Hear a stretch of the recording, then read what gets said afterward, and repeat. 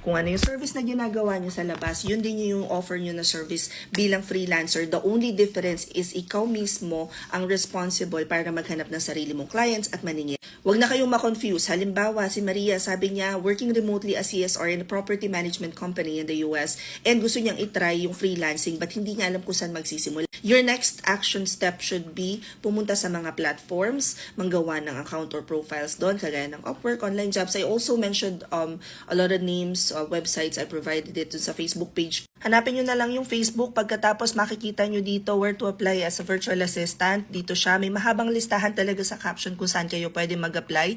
Mamili na lang kayo siguro ng mga 2 or 3 dyan na doon muna kayo mag-focus. Pagkatapos, mag-create kayo ng another option or place for you to find clients would be through VA agency. So, nandyan ang Support Shepherd, Rever Global, Cyberbacker, Athena, napakaraming VA agencies. Let me know guys na lang sa comment section kung gusto nyo rin ako magawa ng listahan ng mga VA agencies na pasok sa panlasa ko at may positive feedback. Now, after that, all you have to do is figure out ano-ano ba yung mga ginagawa dun sa role ko bilang CSR. Kasi kahit CSR ka at kahit may experience ka na, minsan may mga tasks na out of the blue lumalabas na lang bigla. Halimbawa, kahit ikaw ay may experience na CSR sa property management tapos napakamada ka as halimbawa ay real estate marketing assistant. So obviously, you'd have to have a little bit of experience sa pag-design and pag-develop ng mga websites, real estate listing. Minsan, i-require ka nila na mag-create, mag-manage ng mga market na live list. They'd also sometimes ask you to like craft visually captivating presentations, mga ganyan. Kahit CSR ka, minsan kailangan mo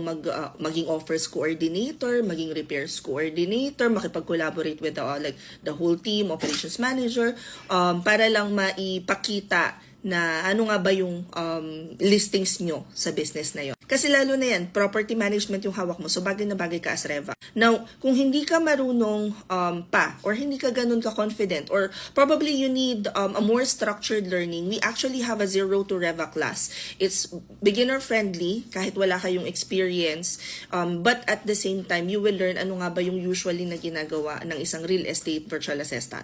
499 pesos lang siya. All you have to do is click the link in my bio. Pag hindi gumana, copy and paste lang sa browser.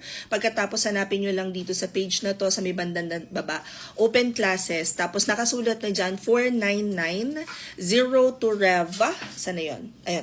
499 Real Estate Virtual Assistant. So, ikiklik nyo lang yan, makikita nyo na yung mismong form para mag-enroll. Kung nasa Instagram kayo, ito naman yung ikiklik nyo. At pag hindi gumana yung sa TikTok at saka sa Instagram, punta na lang kayo sa Facebook page ko, i-click nyo na lang yung video na ito, makikita nyo sa mismong caption yung pinakang link dun sa enrollment form. Ganon din sa YouTube, makikita nyo sa mismong description box. We just opened a new class for February. 2 days siya ngayon. So, bali, ang total is 8 hours. 2 classes siya, so 4 hours each class.